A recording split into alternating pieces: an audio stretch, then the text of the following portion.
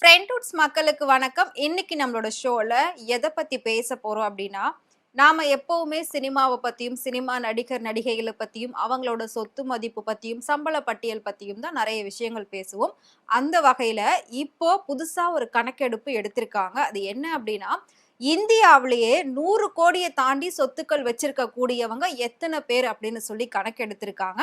அதுல இந்தியாவுல பல கோடி மக்கள் இருக்காங்க. பல மில்லியன் மக்கள் இருக்காங்க. அதுல வெறும் 60,000ல இருந்து 65,000த்துக்குள்ள மட்டும் தான். அதாவது மேக்ஸிமம் சொல்ல போகணும் அப்படின்னா 65,000 மக்கள் தான் 100 கோடியை தாண்டி சொத்துக்கள் வச்சிருக்காங்க அப்படின்ற மாதிரி ஒரு கணக்கெடுப்புல சொல்லியிருக்காங்க. நான் சொன்ன மாதிரி இந்தியாவுல பல கோடி மக்கள் இருக்காங்க. ஆனா அதுல 100 கோடி ரூபாவை தாண்டி சொத்துக்கள் வச்சிட்டு இருக்க கூடியவங்க வெறும் 65,000 பேர் மட்டும்தான் அப்படின்ற மாதிரி சொல்லியிருக்காங்க. இது ஒரு உண்மையான கணக்கெடுப்பு. ரீசெண்டா வந்த ஒரு இன்ஃபர்மேஷன் அபிஷியலா. சோ இதுல நம்மளோட நடிகைகள் யார் யாரெல்லாம் 100 கோடி தாண்டி சொத்துக்கள் வச்சிருக்காங்க அப்படின்றத தான் இந்த வீடியோல நம்ம பார்க்க போறோம். வாங்க பார்க்கலாம். சோ நம்ம எல்லாருக்குமே நல்லாவே தெரியும், நடிகை அப்படின்னாலே அவங்க எல்லாம் கோடிகள்ல சம்பளம் வாங்குவாங்க, ஒரு லக்ஸரியான லைஃப் வாழ்வாங்க அப்படின்றது நமக்கு தெரியும். சோ நம்மளோட மிடில் கிளாஸ் லைஃப்க்கும் லக்ஸரி லைஃப்க்கும் என்னென்ன டிஃபரெண்ட் இருக்கு அப்படின்றத இந்த வீடியோவை நீங்க ஃபுல்லா பாத்தீங்கன்னா கண்டிப்பா உங்களால கெஸ் பண்ணி தெரிஞ்சுக்க முடியும் அப்படின்னு நினைக்கிறேன். சோ நாம எதெல்லாம் இழந்துகிட்டு இருக்கோம், நாம எதெல்லாம் அனுபவிச்சுக்கிட்டு இருக்கோம், சோ நமக்கு கிடைக்காதது அவங்களுக்கு கிடைக்குது, அவங்களுக்கு கிடைக்காதது நமக்கு கிடைக்குது. சோ இந்த மாதிரி நிறைய கம்பேரிசன் இருக்கும். அதுல எது எது அப்படின்றத நான் சொல்ல போற பாயிண்ட்ஸை வச்சு நீங்களே தெரிஞ்சுக்கோங்க.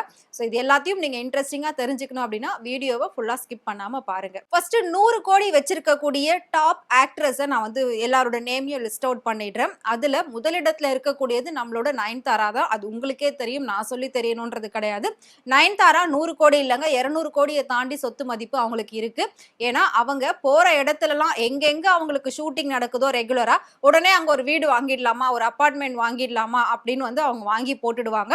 அவங்க அங்க வீடு வாங்கினாலும் சரி, ஒரு பிளாட் வாங்கினாலும், என்ன வாங்கினாலும், ஆனா அங்க ஸ்டே பண்ண மாட்டாங்க. ஷூட்டிங் அப்படின்னு போறப்போ அவங்க ஒரு லக்ஸரியான 5 ஸ்டார் ஹோட்டல்ல தான் ஸ்டே பண்ணுவாங்க. இதே ஃபாரின் கண்ட்ரியா இருந்தது அப்படின்னா 7 ஸ்டார் ஹோட்டல்ல தான் ஸ்டே பண்ணுவாங்க. ஸோ எவ்வளோ வீடு அவங்க வச்சிருந்தாலும் எங்கேயுமே வீடுகள்ல அவங்களுக்கு தங்கக்கூடிய பழக்கம் கிடையாது. பட் ஒரு ப்ராப்பர்ட்டியா இன்வெஸ்ட்மெண்ட் இருக்கணும் அப்படின்றதுக்காக தான் ஒவ்வொரு ஏரியாலையும் அவங்க வீடு வாங்கி வச்சிருக்காங்க. நயன்தாராவை பொறுத்த வரைக்கும் இந்தியா ஃபுல்லா ஒவ்வொரு ஸ்டேட்லயும் அவங்களுக்கு ஒரு ஒரு வீடு இருக்கு. அதுவும் சொகுசு பங்களா, ஒரு லக்ஸரியஸ் பங்களா அவங்க வச்சிருக்காங்க அப்படின்னு எல்லாருக்குமே தெரியும். அந்த வகையில ஹீரோயின்ஸ்லயே பாத்தீங்கன்னா சொந்தமா ஜெட் வச்சிருக்க கூடியது நம்மளோட நயன்தாரா தான். அதுக்கு முன்னாடி KR விஜயா வச்சிருந்தாங்க. பட் அதுவுமே அவங்க ஹஸ்பண்ட் வாங்கி கொடுத்தது அப்படின்னு அவங்க சொல்லியிருந்தாங்க ஒரு இன்டர்வியூல. சோ நம்ம நயன்தாரா மட்டும் தான் அவங்களோட சம்பாதிச்ச பணத்துல அவங்க சொந்தமா ஜெட் வாங்கியிருக்காங்க. மத்தபடி வேற எந்த ஒரு ஹீரோயினும் சொந்தமா ஜெட் எல்லாம் வச்சிரல. பட் கீர்த்தி சுரேஷ் வச்சிருக்கிறதா நியூஸ் நிறைய பேர் சொல்லியிருக்காங்க. அது எந்த அளவுக்கு உண்மை அப்படின்றது நமக்கு தெரியாது. ஆனா அவங்க மேக்சிமம் டிராவல் பண்றதே பாத்தீங்கன்னா பிரைவேட் ஜெட்ல தான் டிராவல் பண்ணிட்டு இருக்காங்க, அவங்க ஃபேமிலியோட சேர்ந்து, அவங்க ஹஸ்பண்டோட சேர்ந்து. ஏன்னா கீர்த்தி சுரேஷோட ஹஸ்பண்ட் ரொம்ப மிகப்பெரிய ஒரு பணக்காரர், மிகப்பெரிய ஒரு பிசினஸ் மேன், வேர்ல்டு லெவல்ல பிசினஸ் பண்ணிட்டு இருக்கக்கூடிய ஒரு பர்சன் தான் அவரு. மேபி அவங்க வச்சிருக்கலாம். சோ அதுக்கான வாய்ப்புகள் கண்டிப்பா இருக்கு. சோ நான் சொன்ன இந்த 100 கோடி தாண்டி சொத்து மதிப்பு வச்சிருக்க கூடிய நடிகைகள் யார் யாரு அப்படின்றதுல ஃபர்ஸ்ட் நயன்தாரா சொல்லியிருந்தேன். அவங்கள தொடர்ந்து த்ரிஷா இருக்காங்க, காஜல் அகர்வால் இருக்காங்க, அது மட்டும் இல்லாம கீர்த்தி சுரேஷ் இருக்காங்க. இதுல முக்கியமா ராஷ்மிகா மந்தனா ரீசெண்டா தான் ஃபேமஸ் ஆனாங்க. ஆனாலும் அவங்க 100 கோடி கிட்ட சொத்து வச்சிருக்காங்க. ஏன்னா ஆல்ரெடி அவங்க ஒரு இன்டர்வியூல சொல்லியிருப்பாங்க, 100 crores இருக்கணும் எனக்கு எல்லா விஷயமும், எனக்கு பேங்க் பேலன்ஸ் அவ்வளவு இருக்கணும் அப்படின்லாம் அவங்க சொல்லியிருப்பாங்க. இப்போ அவங்களுக்கு 80% வந்துருச்சு அப்படின்ற மாதிரி ஒரு அபிஷியல் நியூஸ் சொல்லியிருந்தாங்க. சோ ராஷ்மிகா மந்தனா அண்ட் வரலட்சுமி சரத்குமார் இவங்க கிட்டயும் 100 கோடி கிட்ட சொத்து இருக்கு அப்படின்னு சொல்லியிருக்காங்க. பட் இது இவங்க சம்பாதிச்சது கிடையாது, அவங்க ஹஸ்பண்டோட வீட்டு சைட்ல இருந்து வந்தது தான். அவங்க ஹஸ்பண்ட கல்யாணம் பண்ணதுக்கு அப்புறம் தான் இவங்களுக்கு மிகப்பெரிய ஒரு லக்ஸரியான லைஃபே கிடைச்சிருக்கு. அது வரைக்கும் அவங்க நிறைய கஷ்டம்லாம் கூட பட்டிருக்காங்க. எது எப்படி போனாலும் இவங்க எல்லாருமே அந்த 100 கோடி கிளப்ல இருக்கக்கூடிய ஹீரோயின்ஸ் அப்படின்னு கண்டிப்பா சொல்லலாம். சோ இவங்களோட லைஃப் ஸ்டைல்லாம் எப்படி இருக்கும் அப்படின்னா, அதாவது மிடில் கிளாஸ் பீப்புளுக்கும் இப்படி 100 கோடி வச்சுக்கிட்டு இருக்கக்கூடிய பீப்புளுக்கும் என்னென்ன டிஃபரெண்ட் அப்படின்னு பாத்தீங்கன்னா, நமக்கெல்லாம் ஒரு வீடு வாங்குவோமா சொந்தமா இந்த சென்னையில அப்படின்னு சொல்லி அதுக்காக நிறைய கனவுகள் காணுவோம். அதுக்காக நிறைய விஷயத்துக்கு நம்ம ஓடி ஓடி சம்பாதிச்சுக்கிட்டு இருப்போம். அந்த ஒரு வீடை வாங்கி அதுக்கான லோனை கட்டணும் அப்படின்றதுக்குள்ளவே பாத்தீங்கன்னா நம்ம லைஃபே முடிஞ்சு போயிருக்கும். ஏன்னா அவ்வளோ வருஷங்கள் அந்த லோனை நாம கஷ்டப்பட்டு கட்டியிருப்போம். திரும்பி பார்க்கும்போது நமக்கு வயசாயிருக்கும், எதையுமே அனுபவிக்காம விட்டு இருப்போம். கடைசியா நம்ம ஆசைப்பட்டு வாங்கினா அந்த சொந்த வீடு மட்டும் தான் நிற்கும். பட் அதுவே இன்னும் நிறைய பேருக்கு எட்டாக்கனியா இருந்துகிட்டு இருக்கு சென்னையில சொந்த வீடு அப்படிங்கிறது. ஆனா நடிகைகளை பொறுத்த வரைக்கும் இவங்க ஒவ்வொரு ஏரியாக்கும் ஒரு வீடு கூட வாங்கி வச்சுப்பாங்க. பட் எதுலயுமே அவங்க வந்து ஃபுல்லா இருப்பாங்களா அப்படின்னு கேட்டா கண்டிப்பா இருக்க மாட்டாங்க. ஏன்னா அவங்க ஃபுல்லாவே ஷூட்டிங் அது இதுன்னு சொல்லி பிஸியாவே அவுட்டிங்லயே இருப்பாங்க. ஸோ அதனால அவங்களால ஒரு இடத்துல ஒரு வீட்ல வந்து ஸ்டே பண்ணியோ ஒரு நிம்மதியான ஒரு லைஃப வந்து வாழ முடியாது. இதே மிடில் கிளாஸ் பீப்பிள் அப்படி கிடையாது. அவங்க நெனச்ச நேரத்துல அவங்க ஃபேமிலியோட டைம் ஸ்பெண்ட் பண்ணி நிம்மதியான ஒரு வாழ்க்கைய வாழ்வாங்க. செகண்ட் பார்த்தீங்க அப்படின்னா, இப்போ மிடில் கிளாஸ் பீப்பிள்லாம் அக்கேஷனலா தான் ஃபங்ஷன்ஸ் போவாங்க, பார்ட்டி போவாங்க. பார்ட்டி மேக்ஸிமம் மிடில் பீப்பிள் யாரும் போறது கிடையாது. பட் இப்போ அந்த கேர்ள்ஸோட லைஃப் ஸ்டைல் கொஞ்சம் கொஞ்சம் சேஞ்ச் ஆகுறதுனால, மேபி 2K கிட்ஸ் அந்த கேர்ள்ஸ் எல்லாம் வந்து பார்ட்டி பண்ண ஆரம்பிச்சுட்டாங்க. இருந்தாலும் மிடில் பீப்பிள் அப்படிங்கிறப்போ பார்ட்டின்றத அத எடுத்துக்க மாட்டாங்க. ஃபங்ஷனா தான் அது கன்சிடர் பண்ண முடியும். ஏன்னா அவங்கலாம் ஃபங்ஷன்ஸ் அட்டெண்ட் பண்ணுவாங்க. இதே வந்துட்டு அந்த 100 கோடி ரூபாய் சொத்து வச்சிருக்கக்கூடிய ஹீரோயின்ஸ் என்ன பண்ணுவாங்க அப்படின்னா, ரெகுலரா வீக்லி ஒன்ஸ் இவங்கலாம் பார்ட்டி பண்ணிட்டே இருப்பாங்க. அப்படி பார்ட்டி பண்றதுல ஃபர்ஸ்ட் பிளேஸ் யாரு அப்படின்னு கேட்டீங்கன்னா, நடிகை த்ரிஷா தான். இவங்க எவ்ரி வீக்கெண்ட் வந்து பார்ட்டி பண்ணுவாங்க. அது சென்னையா இருந்தாலும் சரி, மும்பையா இருந்தாலும் சரி, ஹைதராபாத்ல அவங்க இருந்தாலும் சரி, கண்ட்ரில இருந்தாலும் சரி, எங்க இருந்தாலும் கண்டிப்பா எவ்ரி வீக்கெண்ட் அவங்க வந்து பார்ட்டி பண்ணுவாங்க. அப்படி பார்ட்டி பண்ணும்போது எப்பவுமே ஒவ்வொரு டைமுமே ஒவ்வொரு டீமோட சேர்ந்து அவங்க வந்து பார்ட்டி பண்றது, அத உடனே போட்டோ, வீடியோஸ் எடுத்து இன்ஸ்டால போஸ்ட் பண்றது, இந்த மாதிரி பண்ணி நெறைய பிரச்சனைகள்லாம் அவங்க மாட்டியிருக்காங்க. பட் எப்படி மாட்டினாலும் அவங்களோட என்ஜாய்மென்ட் அப்படிங்கிறது அந்த பார்ட்டி பண்றதுல தான் இருக்கும். அதுக்கப்புறம் நாமெல்லாம் வந்து ரொம்பவே அக்கேஷனலா தான் இயர்லி ஒன்ஸ் ஒரு அவுட் ஆஃப் ஸ்டேஷன் வந்து டூர் எல்லாம் போவோம். ஃபேமிலியோட சேர்ந்து ட்ரிப்பு போவோம். பட் இவங்க அப்படி கிடையாது. நெனச்சாலே இவங்க உடனே ஃபேமிலியோட கிளம்பி துபாயில போயிட்டு கேக் கட் பண்றது, அதுக்கப்புறம் சிங்கப்பூர்ல போயிட்டு ஒரு போட்டோ எடுக்கிறது, அமெரிக்கால போயிட்டு அங்க வந்து அவுட்டிங் போறது, இந்த மாதிரி ஒரு விஷயங்கள்லாம் இவங்க ரொம்ப கேஷுவலா, ரொம்ப ஈஸியா நெனச்ச நேரத்துல உடனே உடனே இவங்களால பல கண்ட்ரிக்கு உடனே போக முடியும். ஆனா நம்மளால வந்து அது பண்ண முடியாது. நம்ம வந்து வருஷம் ஃபுல்லா சம்பாதிச்சு அந்த மே மாசம் எப்ப குழந்தைங்களுக்கு ஹாலிடே வருதோ அப்பதான் யோசிச்சு யோசிச்சு ஒரு பிளான போட்டு ஒரு ஊட்டியோ ஒரு கொடைக்கானலோ அதை தாண்டி போனா காஷ்மீர், ஷிம்லா இந்த மாதிரி பிளேசஸ்லாம் வந்து சூஸ் பண்ணுவாங்க.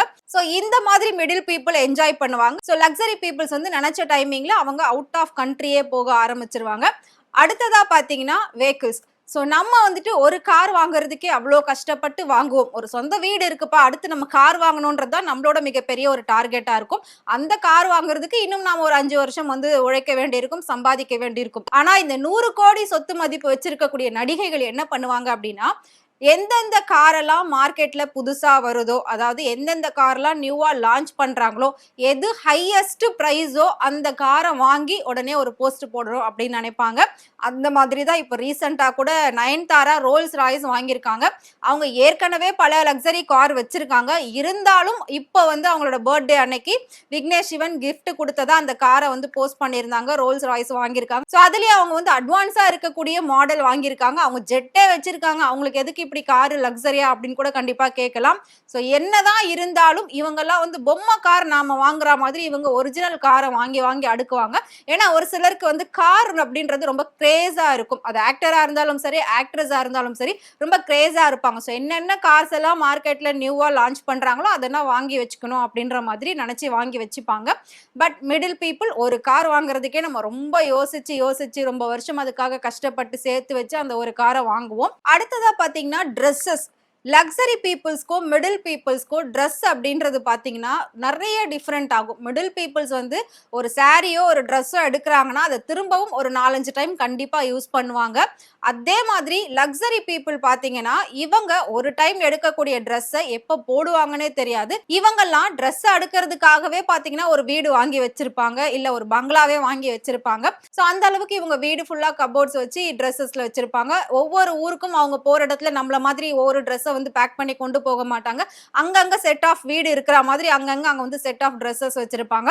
அப்படி இருக்கிற பட்சத்துல இவங்க ஒரு டைம் போட்ட ட்ரெஸ்ஸை இன்னொரு டைம் நம்ம வந்து எங்கேயுமே அவங்கள வந்து பார்க்கவே முடியாது. ஆனா அதெல்லாம் என்ன பண்ணுவாங்கன்ற ஒரு கேள்வி இன்னைக்கு வரைக்கும் எல்லாருக்குள்ளயும் இருந்துட்டு தான் இருக்கு. ஸோ நயன்தாரா வந்துட்டு கிழிஞ்சு போன மாதிரி ஒரு பேண்ட் போட்டுட்டு போனாங்க அப்படின்னா அது மாடல், அது ட்ரெண்ட் அப்படின்னு சொல்லிடுவாங்க.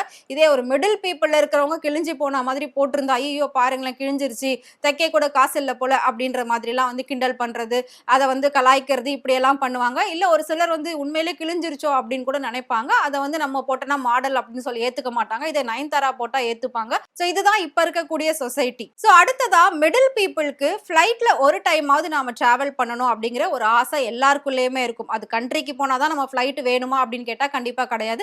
இந்தியாக்குள்ளவே நிறைய பிளேசஸ்க்கு ஃப்ளைட் இருக்கு. ரீசனபிள் பட்ஜெட்ல இருந்தே ஸ்டார்ட் ஆகுது. 2535ல இருந்தே வந்து அதாவது 2500 3500ல இருந்து ஸ்டார்ட் ஆகுது. இது வந்து நமக்கு ஆசைப்பட்டோம் அப்படின்னா ஒரு டைம் போயிட்டு வந்துக்கலாம். ஆனா அதே இடத்துக்கு நாம பஸ்லயோ ட்ரெயின்லயோ டிராவல் பண்ணோம் அப்படின்னா 500 600ல முடிஞ்சிரும். இங்க இருக்கிற கோயம்புத்தூருக்கு எதுக்குப்பா நம்ம 4000 ரூபாய் செலவு பண்ணணும் அப்படின்ற ஒரு கேள்வி நமக்குள்ள வரும். பட் அது ஒரு ஆசைக்காக நம்ம வந்து ஓகேன்னு சொல்லி ஒரு டைம் 4000 ரூபாய் ஸ்பெண்ட் பண்ணிட்டு அதை 1000 டைம் நம்ம சொல்லிக்கிட்டே இருப்போம். 4000 ரூபாய் வேஸ்டா போச்சே, நான் 400 ரூபாயில அதே பெங்களூருக்கு அதே கோயம்புத்தூருக்கு பஸ்ல போயிட்டு வந்திருப்பேனே அப்படின்ற மாதிரி சொல்லுவாங்க. பட் இந்த 100 கோடி சொத்து மதிப்பு வச்சுக்கிட்டு ஆட்டம் போடக்கூடிய நடிகைகள்லாம் ஃப்ளைட்டே சொந்தமா வாங்கி அதுல அவங்க டிராவல் பண்ணுவாங்க. ஸோ இவங்க வந்து இன்னொரு ஃப்ளைட்ல போகணுன்ற அவசியமே கிடையாது. அப்படியும் இவங்க ஆசைப்பட்டாங்க அப்படின்னா ஃப்ளைட்லயே நிறைய வெரைட்டிஸ் இருக்கு. அதாவது பிசினஸ் கிளாஸ் இருக்கு, ஃபர்ஸ்ட் கிளாஸ் இருக்கு. ஸோ விவிஐபிக்குன்னு தனியா இருக்கு, விஐபிக்குன்னு தனியா இருக்கு. இந்த மாதிரி கேட்டகரியில அவங்க போறப்போ இன்னும் லக்ஸரியான ஃபெசிலிட்டிஸ் அவங்களுக்கு அதுக்குள்ள கிடைக்கும். ஸோ இவங்க அந்த கைண்ட் ஆஃப் ஃப்ளைட்ஸை தான் சூஸ் பண்ணி போவாங்க. இல்லாட்டி எல்லாரும் பிரைவேட் ஜெட் எடுத்துட்டு போக ஆரம்பிச்சிருவாங்க. இப்பெல்லாம் ரெண்ட்டுக்கு கூட வந்து பிரைவேட் ஜெட் எடுத்துட்டு சுத்த ஆரம்பிச்சுட்டாங்க. ஏன்னா தெலுங்கு நடிகர்கள்ல முக்காவாசி பேர் வந்து பிரைவேட் ஜெட் ஓனா வச்சிருக்காங்க. தமிழ் நடிகர்கள்ல வந்து கண்டிப்பா அதையும் நான் உங்களுக்கு இன்னொரு வீடியோல சொல்றேன். இப்போ 100 கோடி சொத்து மதிப்பு வச்சுக்கிட்டு ஆட்டம் போட்டுக்கிட்டு இருக்கக்கூடிய நடிகைகளை தான் நான் சொன்னேன். அதாவது நயன்தாரா, தமன்னா, த்ரிஷா, சமந்தா, சோ வரலட்சுமி, கீர்த்தி சுரேஷ், காஜல் அகர்வால். சோ இவங்கெல்லாம் வந்துட்டு 100 கோடி சொத்து வச்சுக்கிட்டு ரொம்ப லக்ஸரியான ஒரு லைஃப் ஸ்டைல வாழ்ந்துட்டு இருக்காங்க. பட் நம்ம 100 ரூபாய் வச்சுக்கிட்டு அன்னன்னைக்கான வாழ்க்கையை வாழ்ந்துகிட்டு இருக்கோம் அப்படின்னே சொல்லலாம். ஸோ இதுதான் இவங்களுக்கும் நமக்கும் உள்ள வித்தியாசம். இதுல என்ன ஒரு விஷயம் அப்படின்னா அவங்களுக்கு நினைச்சதெல்லாம் ஈஸியா கிடைச்சிரும். அதுக்காக அவங்க போராட வேண்டியதில்லை, அதுக்காக அவங்க பல நாள் உழைக்க வேண்டியது கிடையாது, அதுக்காக அவங்க பல நாள் யோசிக்கணும்ன்றது இல்லை. இன்னைக்கு 100 ரூபாய் லாஸ் ஆனாலும் ஓகே, அது அவங்களுக்கு பெரிய விஷயம் இல்லை. ஒரு 1000 ரூபாய் லாஸ் ஆனாலும் அது அவங்களுக்கு பெரிய விஷயம் இல்லை. இதே ஒரு மிடில் பீப்புளுக்கு 100 ரூபாவோ 1000 ரூபாவோ லாஸ் ஆச்சுன்னா அதை அவங்க பல நாள் சொல்லியிருப்பாங்க. ஏன்னா அவங்களுக்கு வந்து ஒரு 1000 ரூபாய் அப்படின்றது மிகப்பெரிய ஒரு விஷயமா இருக்கும். சோ அவங்க எல்லாத்தையும் டக்கு டக்குன்னு ஈஸியா அவங்க முடிவெடுத்து பண்ண முடியும். ஈஸியா ஒரு சின்ன லாஸ் அவங்க வந்து ஃபேஸ் பண்ணிட்டு போயிடுவாங்க. ஆனா மிடில் பீப்புளுக்கு அப்படி பண்ண முடியாது. அவங்க ரொம்ப கஷ்டப்படுவாங்க. அதுல ரொம்ப சஃபர் ஆவாங்க, ரொம்ப வெக்ஸ் ஆவாங்க, ரொம்ப ஹர்ட் ஆவாங்க. இந்த மாதிரி நிறைய விஷயம் இருக்கும். ஆனா மிடில் பீப்புள் வந்து ஒரு த்ரில்லிங்கா இருக்கும் வாழ்க்கையில. அடுத்து நமக்கு என்ன பிரச்சனை வரும், நம்ம நாளைக்கு என்ன பிரச்சனை ஃபேஸ் பண்ணுவோம், நாளைக்கு எந்த கடனுக்கு நம்ம கொடுக்க வேண்டியிருக்கும், நாளைக்கு இஎம்ஐ லோன் கட்டணும், நம்ம வந்து நெக்ஸ்ட் ஹாலிடேக்கு குழந்தைங்களுக்கு எங்க பிளான் பண்ணலாம், எப்படி பிளான் பண்ணலாம், குழந்தைங்களோட ஃபியூச்சருக்கு என்னென்ன பண்ணலாம், இந்த மாதிரி விஷயங்கள்லாம் பார்த்து பார்த்து யோசிச்சு ஃபேமிலியோட டைம் ஸ்பெண்ட் பண்ணி அதுக்காக உழைக்கிறது, ஓடுறது, சம்பாதிக்கிறது அப்படின்னு இருப்போம். இதெல்லாம் வந்து லக்ஸரி பீப்புள்ஸ் கிட்ட இருக்காது. ஏன்னா அவங்க நினைச்சதை இப்படின்றதுக்குள்ள செஞ்சுட்டு போயிடுவாங்க. ஸோ அவங்க எதுக்காகவும் கஷ்டப்பட வேண்டியது இருக்காது. ஸோ இந்தியாவிலேயே 100 கோடி வச்சு ஆட்டம் போட்டுக்கிட்டு இருக்கக்கூடியதே மொத்தமே 65,000 பேர் தான். இன்னும் 200 கோடி சொத்து மதிப்பு வச்சிருக்காங்க. சோ 2000 கோடி எல்லாம் வச்சிருக்காங்க. அந்த மாதிரி இருக்கிறதையும் நாம இன்னும் அடுத்தடுத்த வீடியோல பார்க்கலாம். சோ இந்த வீடியோல நாம வந்து நடிகைகள்ல யார் யாரு 100 கோடி சொத்து மதிப்பு வச்சு ஆட்டம் போடுறாங்க அப்படின்றத பார்த்தோம். அடுத்து நடிகர்கள்ல யார் யாரு 100 கோடியை வந்து சொத்து மதிப்பு வச்சிருக்காங்க அப்படின்னு பார்க்கலாம். ஏன்னா இன்னைக்கு நிறைய பேர் ஹீரோவா நடிக்கிறேன் அப்படின்னு சொல்லி கிளம்பி வந்து நடிச்சுக்கிட்டு இருக்காங்க. ஆனா எல்லாராலையும் 100 கோடி சொத்து மதிப்பு சேர்க்க முடியுமா, அவங்க கிட்ட இருக்குமா அப்படின்னு கேட்டா கண்டிப்பா அது கேள்விக்குறிதான். நடிகைகளும் இப்ப நிறைய பேர் வளர்ந்து வந்துகிட்டு இருக்காங்க. ஆனா அவங்க கிட்ட கூட 100 கோடி சொத்து கிடையாது. இன்ஃபேக்ட் நம்ம சொல்ல போகணும் அப்படின்னா சாய் பல்லவி இப்ப வளர்ந்து வரக்கூடிய மிகப்பெரிய ஒரு நடிகையா இருக்காங்க. அவங்க வந்து பாலிவுட்ல இப்போ ஒரு படம் பண்ணியிருக்காங்க. அந்த படத்துக்காக ஹையஸ்ட் சேலரியா அவங்க வந்துட்டு 12 கோடி ரூபாய் வாங்கியிருக்காங்க. இருந்தாலும் இன்னும் இவங்க 50 கோடி ரூபாய் சொத்து தாண்டல அப்படின்றது தான் உண்மை. இவங்களுக்கு கோயம்புத்தூர், கேரளா, சென்னை இந்த மாதிரி இடத்துல மட்டும்தான் வீடு இருக்கு. இப்போ ஹைதராபாத்ல வாங்க போறதா ஒரு பிளான் அப்படின்னு சொல்லியிருந்தாங்க. பட் அது உண்மையா பொய்யான்னு தெரியாது. அதை தாண்டி இவங்க ஒரு 2-3 கார் அப்படியே வச்சிருக்காங்க. அவ்வளவுதானே தவிர மற்றபடி 100 கோடி ரூபாய் வரைக்கும் சொத்துலாம் இன்னும் சாய் பல்லவி சேர்க்கல. அவங்க இப்பதான் வளர்ந்துட்டு வராங்க. ஸோ அதுக்கான விஷயங்கள் எல்லாமே அவங்களுக்கு சீக்கிரமாவே நடந்துரும் அப்படின்னு நினைக்கிறேன். ஸோ சாய் பல்லவியும் இன்னும் ஒரு சில வருடங்கள்லேயே இந்த 100 கோடி கிளப்ல வந்து ஜாயின் பண்ணிடுவாங்க அப்படின்னு கண்டிப்பா நம்பலாம். ஸோ நான் சொன்ன இந்த நடிகைகள்ல உங்களுக்கு யாரை ரொம்ப பிடிக்கும் அப்படின்றத மறக்காம கமெண்ட் பாக்ஸ்ல கமெண்ட் பண்ணுங்க. இதே மாதிரி சினிமாவை பத்தியும் சினிமா நடிகர் நடிகைகளை பத்தியும் நிறைய சுவாரஸ்யமான விஷயங்கள், இன்ட்ரெஸ்டிங்கான விஷயங்கள் டே பை டே தெரிஞ்சுக்கணும் அப்படின்னு நினைச்சீங்கன்னா மறக்காம ஃப்ரெண்ட்வுட் சேனலை ஃபாலோ பண்ணிக்கோங்க.